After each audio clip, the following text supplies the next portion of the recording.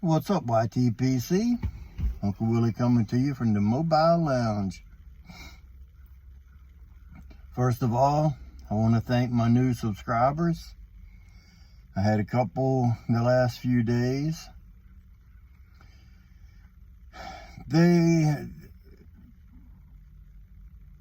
YouTube, I had to think for a minute. They told me who they were, but I forgot your name, and I'm really sorry, but I'm glad you're here. Thanks a lot. It means a lot. So it's Tuesday,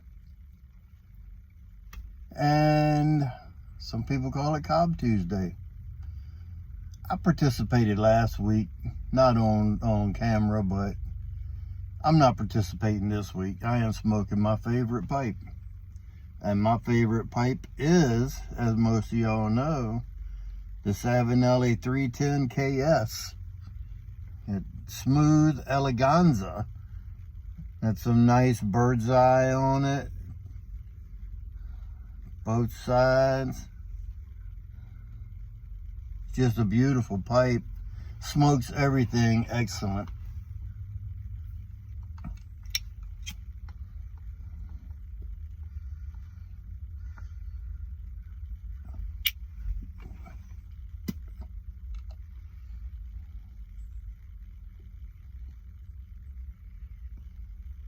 And in it,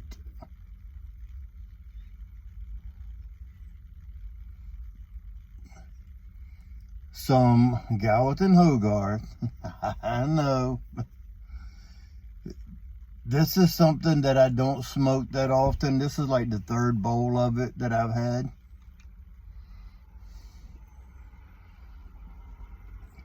And the reason I don't smoke it often is because I wasn't able to get that much when I got it. And it hasn't been back in stock since. And this is the Black Twist Sliced Black Twist. They word it a couple different ways. But what it is black bogey, just like the brown bogey in the rope form, but it's the black bogey, and it's been sliced already, so it's like a black bogey ready rub, so to speak. It's got coins and shag in it, where the black bogey is just a rope. The black sliced, I brought out some of the coins. Just wanted to show you. I dug through the jar.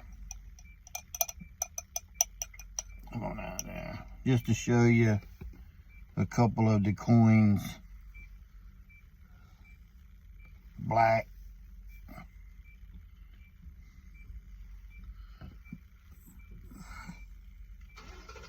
Black, oily, smoky. Some of it's got some sugar crystals on it. It's a Virginia and Kentucky, smoked Kentucky. You know the deal. Now, the website, a lot of people think that the black is really strong stuff because of the look, the appearance of it being black and oily, and it's moist, no doubt about it. It's moist. The website, on all the reviews that I've read, and even from Gallatin Hogarth, they say the brown is stronger than the black, and that pertains to the black and brown Irish X, the black and brown bogey, and any other rope form that has a black and a brown version of it. The brown is always stronger because the black has been steamed longer to get that color of black in it, and it removes some of the strength and nicotine from it. They don't shoot me, I'm just the messenger. But that's what I've read, and that's what I've heard. Can I tell a difference? Not really. I don't see where the black or the brown, either one of them is stronger, but my nicotine tolerance is probably out the window compared with some of you guys. I can smoke the strongest of all of it, and very rarely will it bother me, other than the tongue bite from the Virginias. And we all know that's chemical burn and whatever, but yeah. Oh, some Frosty diet root beer. Something nice and sweet to go with this dark, and it offsets each other perfect. This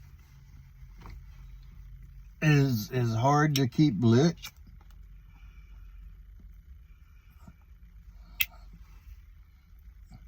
Of course, because it's moist, and I didn't dry it out because I don't dry tobacco. So I have to keep relighting. But I don't have anything else to do. So there's no rush for me to worry about it.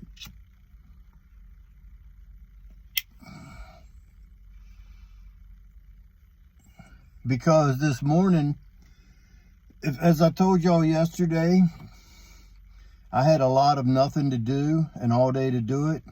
Well, I didn't get it all finished. So I finished it up this morning. Now I'm done with all my nothing. So I don't have nothing else to do.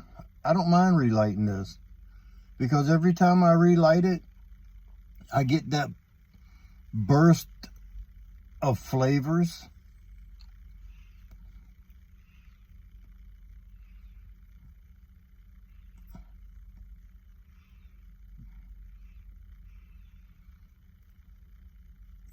You get that burst of flavors from the essential oils that are in it. I think it just gives it a better taste when you relight it as many times as it takes to smoke through it. About halfway through,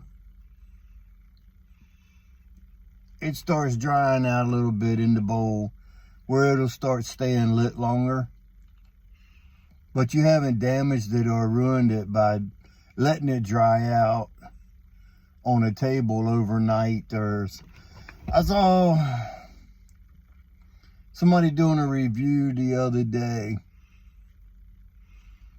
on C&D Folklore. I have not tried it. From what I understand, I probably wouldn't care for it. I might like it, but it would burn my tongue, bite my tongue so bad that I haven't even attempted to try any. I haven't tried to seek any out. But the guy that was reviewing it,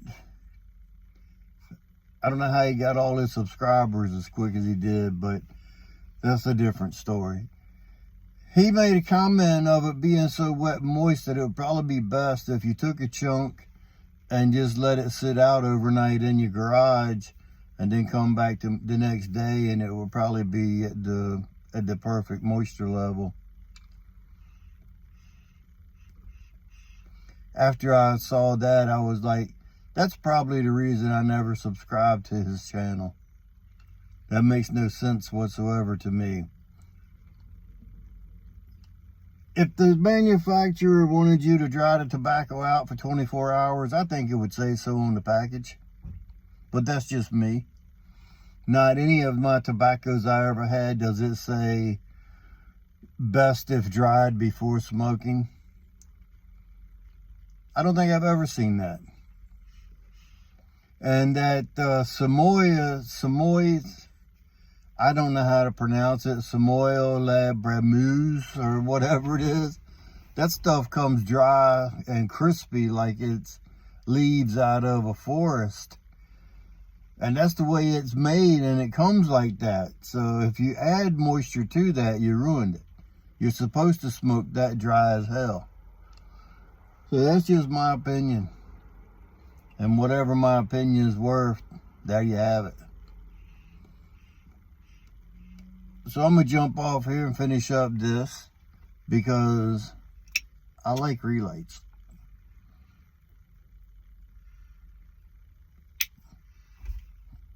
And remember, with it having the Virginias in it,